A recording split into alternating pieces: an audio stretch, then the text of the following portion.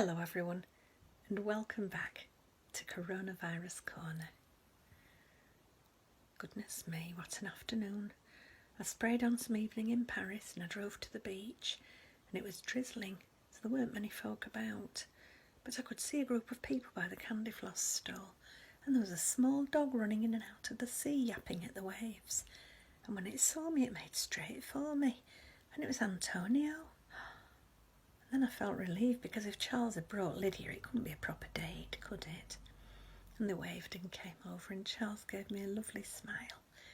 And then Lydia said they'd just spotted Gavin off Zoom. And then he came over to us and said, "Hello, Edna. Fancy meeting you here." Gavin. I turned straight back into a haddock. Seeing him in person was such a funny feeling after 40 years. He smiled at me. My knees went all wobbly. And Lydia gave me a very old-fashioned look and said, "I think we need to get the hound home for a bath, Charles." And he looked at me for a moment. And he said, "Yes, you're right, Lids."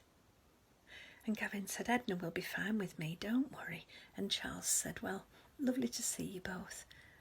And off they went. And I felt a bit sad somehow.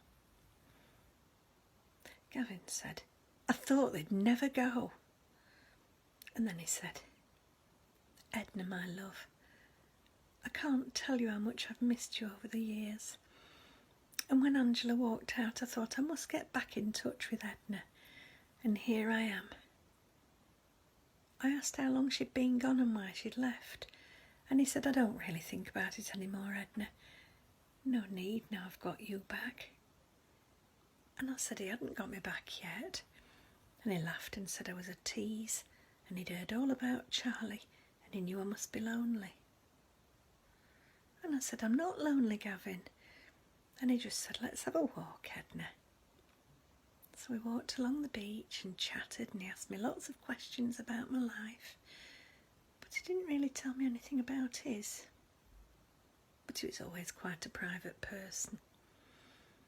And the sky cleared and we watched the sunset. And I suddenly thought of Charles and his lovely eyes and that bag of chips he offered to share with me. Gavin's eyes looked different from how I remembered them when I looked closer. For some reason, it reminded me of a chimpanzee trying to work out how to grab food off tourists. And we sat outside the little cafe drinking tea. And he said, "I thought I'd blown it when you didn't ring me, Edna." And I said about not writing the number down in time. And he said, "No, neither did I. I was hoping you'd got mine. It's a good job we both came for a walk on the beach then." And he smiled, but his eyes didn't. I went cold inside. If he didn't write my number down, then it was Charles who texted me.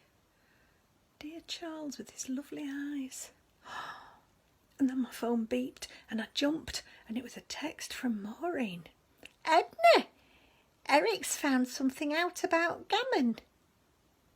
And then it beeped again and it said, "Gavin, not Gammon." And then he leant in to kiss me.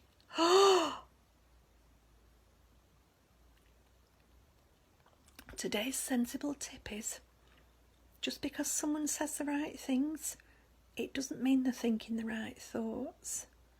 Don't be afraid to ask folks stuff and trust your gut. You take care, stay safe, and I'll see you tomorrow. Bye-bye.